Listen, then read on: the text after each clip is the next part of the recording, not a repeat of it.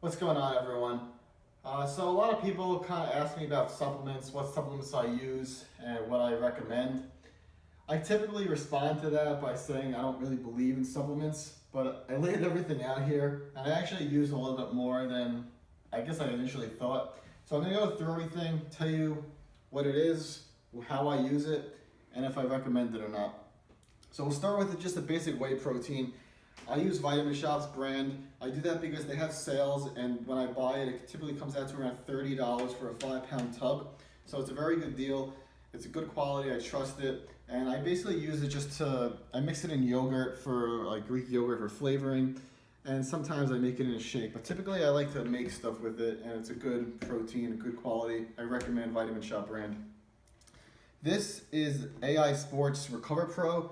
All it is amino acids. That's all it is. If you see my workout videos, you see me sipping on something during my workout. That's what this is.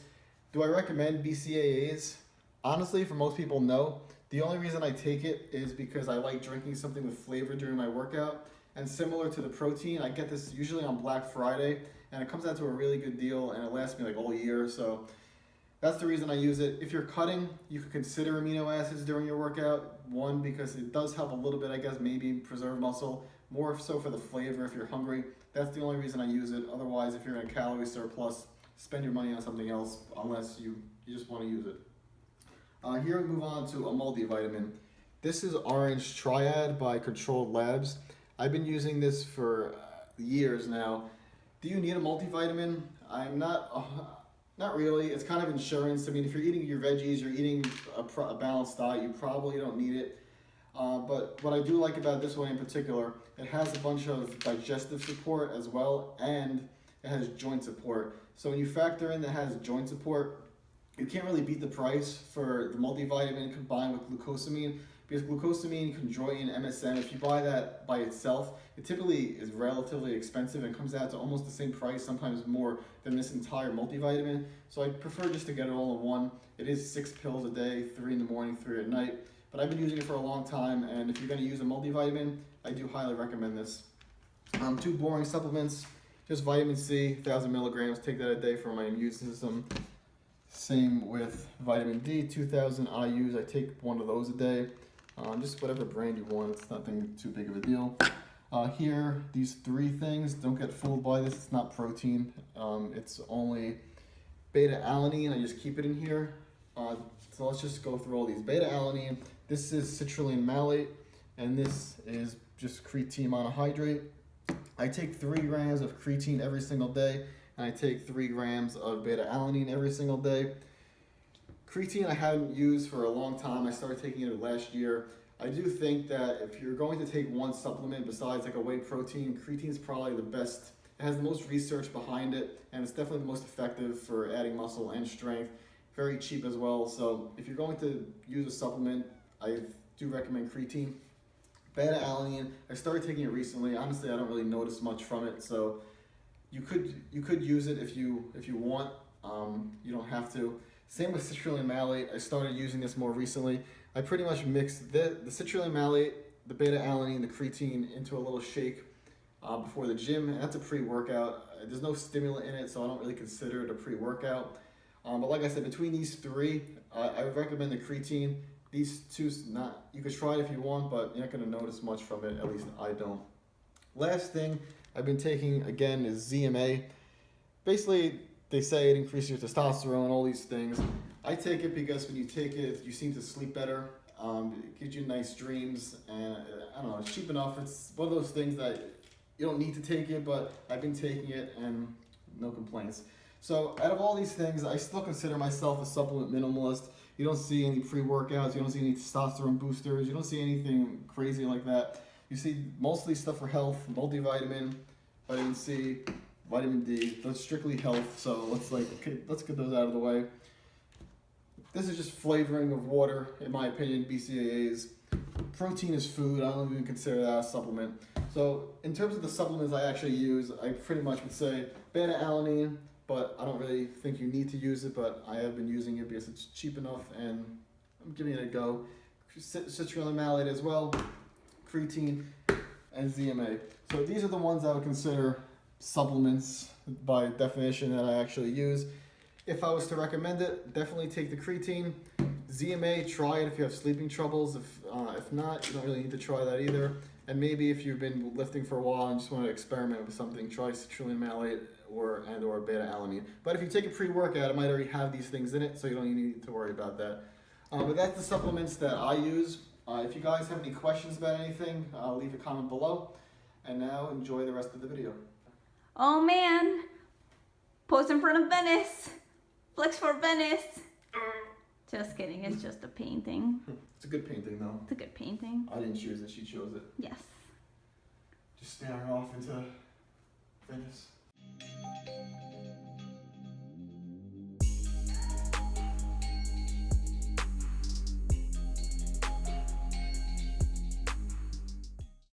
Alright, so we are headed to the gym right now. It's another cloudy Tuesday morning. It's deadlift day for me. Paula's doing more of a glute focused leg day. But for me, deadlifts, we're doing 5 sets of 7. On paper, this probably seems like the easiest workout. In practice though, it ends up being probably the most difficult one. Just because 7 reps, especially on deadlifts, it ends up being very heavy. Not heavy, but it's a lot of reps. And after like 2 or 3 sets, your body gets fatigued from that 7 reps, and the last couple sets are very difficult. But still, at least you're only doing 5 sets, not 7 sets, 10 sets. Those get difficult as well. But what we have today, 5 sets of 7. We are doing 365 pounds. Gonna try not to get hit by this truck with this fan. So we'll see you in a bit. What's going on, everyone? Welcome to the commentary portion of the video. Today we're doing some deadlifts with Deadpool shirts on. And I'll just take you through this workout. It's going to be deadlifts and my full lower body workout. Before we get into that though, I just want to give you guys a quick heads up. I'm going to post on my Instagram account in the next couple days just an announcement that I'm doing a Q&A YouTube video. I do get more activity on Instagram than on YouTube, so I do want to just let you guys know who are the fellow supporters on YouTube. Just let you guys know first that I'm going to be posting that. So if you have any questions you want me to answer in an upcoming video, you could leave it here below, but try to do it on Instagram. If you don't follow me already, my username is @APFAU, that's APFAU. I should be posting that in the next 1 to 2 weeks. Just post any questions there or here, and I'll answer those in another video. But getting back to the workout, I don't know if you can tell here, but the bar that I'm using is different than bars that I was using previously when I deadlifted. My gym does have like a deadlift bar where the knurling's better, the bar kind of bends better, and it seems like you're able to lift a little bit heavier weight with it. I liked it because the knurling was good and it gave you a really good grip, but someone did something to it and it has a slight bend in it. Here you see the gym's falling apart. The platform's crooked, can't find a flat spot to get the bar, but the bar is bent, and when you use it now, if you guys ever use a bent bar, it pretty much rolls out of your hand. So that's no good. You don't want to be using a bar that's rolling out of your hand. So even though this bar is straight, it's still a little bit difficult to use because this bar is very stiff and the knurling is there barely really is any knurling, so it's a little bit harder to hold on to it. But I don't want to use a bent bar, so I have been using this lately, and I'm going to try to get used to it. But just wanted to let you guys know that. In the beginning of the video, I was saying how 5 sets of 7 always sounds on paper like the easiest workout, but when you actually get into it, it does get harder. First few sets usually go pretty well, and then by the time you hit sets 4 and 5, after you hit like that 4 or 5 rep mark, those last 2 reps in the set they're kind of difficult. And as the weight gets heavier, as I keep increasing my maxes, it's going to get even more difficult. So I look forward to that challenge. After the deadlifts, you'll see here, this is just my final set. I do go into a new machine that I used to use all the time, but I haven't used recently. It's basically a hack squat machine. I think in my last deadlift video it was basically a front squat machine, and I was saying that I liked it because it kind of mimics a front squat, but I started feeling like I was feeling a little bit too much in my glutes and hamstrings, and the exercise that I choose to do after deadlifts, I'm trying to really focus more on my quads. And I really have big glutes as it is. I didn't really need any more glute development, so I try to focus on things that don't hit my glutes so much. And this hack squat machine, it's more quad focused. It was very surprising actually because I haven't used this in a long time, and the last time I did this, the weight that I have on here, the 2 plates and a 25, it felt so much heavier than it did today. So it was kind of nice to see that even though I haven't used it in so long, by getting stronger on other exercises, it translated into this. And basically I like this, like I said, because it's very quad focused, and I do try to hit my quads twice per week, once on my like full leg day where I squat, but I do want to hit my quads well on this day as well. So I do 4 sets today on the accessories. I was doing 10 to 12 reps, so I did 4 sets of 12, and you'll see after my last set I do I guess you can call it a drop set with a rest pause. So I drop it to 1, that's why you can see the plates are funny now, I switched the order.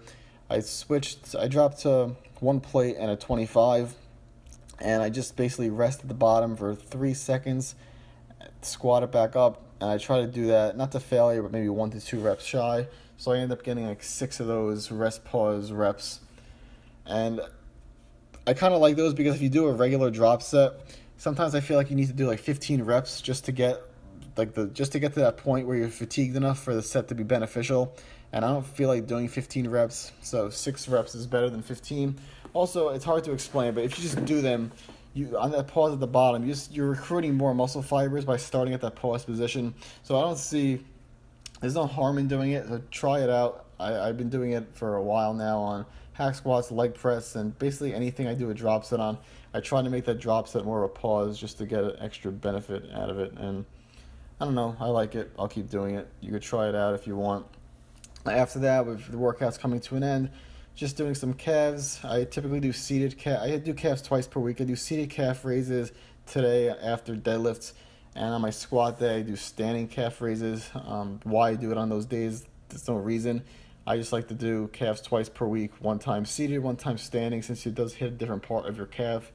And then I go on to lying leg curls, and that is the last exercise that I do. So if you guys like this video, please just do me a favor and hit the thumbs up button. It really does help the channel out. If you have any questions about anything at the beginning of the video with the supplements, the workout, or anything at all, just feel free to ask it. Subscribe if you haven't subscribed already, and I'll see you guys in the next video. Thanks for watching.